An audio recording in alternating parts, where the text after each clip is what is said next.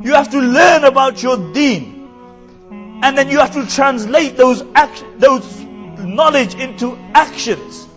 The problem is that we don't translate, we talk. How often do you see brothers, they're talking for hours about the decadence of the Muslim Ummah. Come Fajr Salah, you can't wake up for the Fajr Salah. You can't wake up for the Fajr Salah. You can't change yourself, and you're talking about changing the world. There is something which is withholding the help of Allah, and I'll tell you what it is. It is my and your actions. It is my and your actions. Because we have to be people of character. People should see our character. How often do you see people who have a good character, and they start practicing, and now they don't want to give anybody salam anymore? The Prophet ﷺ said, none of you can enter into Jannah until he believes. And none of you can be a believer until he loves his Muslim brother. And shall I tell you a way of increasing that love? Give each other salam. Love your Muslim brother. But for us, everything divides us. The smallest thing divides us. We can always find something to divide us.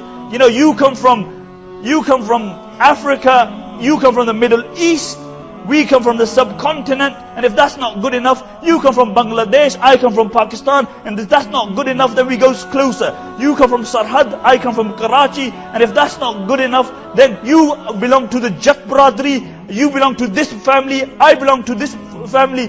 You can always find things to divide us. You come from Somalia, I come from Pakistan, I come from Gujarat. You can always find things to divide you. But why don't we speak about those things which unite us? And what is that?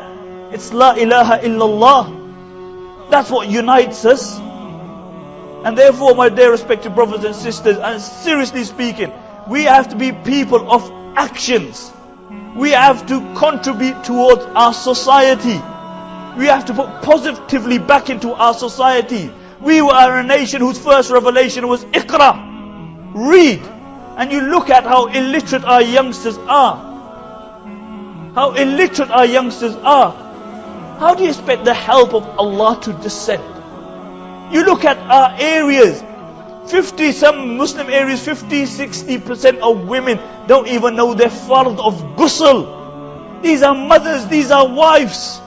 They cook and clean for their children all their life. They cook. How are you going to have barakah in your house when you have women who don't even know how to purify themselves? All their lives they go spend in a state of impurity. And when they die and they are given the bath, they are given the ghusl, this is the only time that they become pure. How do you expect the help of Allah to descend? And therefore I say one thing. First step we need to take is that we need to create some muhabba and ulfa amongst us.